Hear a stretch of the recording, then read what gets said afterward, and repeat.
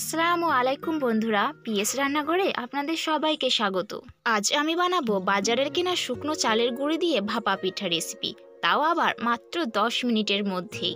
অনেক সময় দেখা যায় ভাপা পিঠা তৈরি করার সময় ভেঙে যায় বা ফেটে যায়, বা ঠান্ডা হয়ে যাওয়ার পরে অনেকে বলে শক্ত হয়ে যায়, খেতে একদমই ভালো লাগে না। তাই আজকে আমি একদম পারফেক্টভাবে সমস্ত ট্রিক্স অ্যান্ড টিপস সহ আমি আজকে এই ভাপা পিঠাটা বানিয়েছি। তো বন্ধুরা, আপনাদের কাছে একটা রিকোয়েস্ট, ভিডিওটা শুরু থেকে শেষ পর্যন্ত পুরোটা না টেনে দেখবেন। ভালো লাগলে অবশ্যই একটা লাইক আর সাবস্ক্রাইব করে দেবেন। তো প্রথমে এখানে আমি 3 কাপ শুকনো চালের গুঁড়ো নিয়েছি, এরপর দিচ্ছি হাফ চামচ লবণ, এরপর কুসুম গরম জল দিয়ে আমি খুব ভালোভাবে এটাকে মেখে নেব। তো ভাপা পিঠা বানানোর সময় জলের পরিমাণটা ঠিক রাখতে হবে, একটু একটু করে জল দিতে থাকতে হবে আর চালের গুঁড়োটা মাখতে হবে। তো দেখুন কতটা ঝরঝরে হয়ে গেছে। এরপর আমি একটা ছাকনা নিয়েছি, দিয়ে এভাবে আমি চেলে নিচ্ছি। দেখুন চেলে নেওয়ার পরে অনেক দানা দানা হয়ে গেছে, এরকমই করতে হবে। তারপর একটা মাটির সারা নিয়েছি, দিয়ে এভাবে আমি সাজিয়ে নিচ্ছি। পুরোটা একেবারে দিয়ে দিলে হবে না, এরকম সাজিয়ে নিতে হবে। তারপর দিচ্ছি নারকেল কোড়া আর দিয়ে দিচ্ছি একটু গুড়। আমি পাটালি গুড় নিয়েছি, ভেঙে দিয়ে দিচ্ছি ওপর থেকে।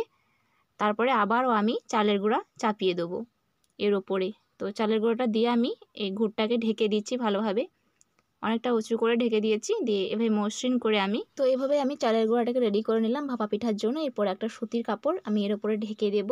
দিয়ে আগে থেকে আমি উনানে একটা ঘড়া বসিয়ে তাতে হাফ ঘড়া জল দিয়ে দিয়েছি, দেখতেই পাচ্ছেন জলটা ফুটছে কিন্তু। তারপর আমি সারাটা এভাবে বসিয়ে দিয়ে আমি কাপড়টা সাইডে বেঁধে দিলাম, দিয়ে আমি সারাটা উঠিয়ে নিলাম। উঠিয়ে নেওয়ার পরে আমি একটা ছোট্ট বাটি বা ঢাকনা দিয়ে ঢেকে দিলাম। যেহেতু আমাদের বাড়িতে প্রত্যেক বছরই শীতে এই সন্ধ্যার টাইমটাতে ভাপা পিঠা বানাই, তাই আমি এই সময়টাতেই শেয়ার করছি ভিডিওটা। দারুণ লাগে সন্ধ্যার সময় ভাপা পিঠা খেতে।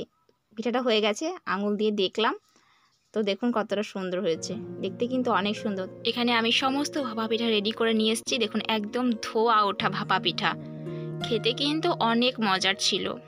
বন্ধুরা অবশ্যই একবার বাড়িতে বানিয়ে দেখবেন। তারপর আমি এক্সট্রা করে আবারও একটু খেজুরের গুড় ওপর থেকে ছড়িয়ে দিচ্ছি। এটা ছড়িয়ে দেওয়ার পরে এর স্বাদ যেন আরও 10 গুণ বেড়ে যাবে। আপনারা কিন্তু অবশ্যই এরকম করে বাড়িতে একবার ট্রাই করবেন আর আমাকে কমেন্টে জানাবেন কেমন হয়েছে।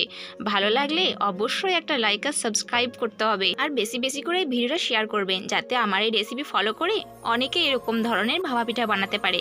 বানানো একদমই সহজ, যে কেউ সহজেই বানিয়ে নিতে পারবে। আমি একটা ভাপা পিঠা ভেঙে দেখাচ্ছি কতটা স্পঞ্জি হয়েছে, দেখুন ভিতরটা পুরে ভরপুর, এতটা মজার হয়েছিল কি বলবো। তো বন্ধুরা দেখা হচ্ছে নতুন কোনো একটা রেসিপিতে। আল্লাহ হাফেজ।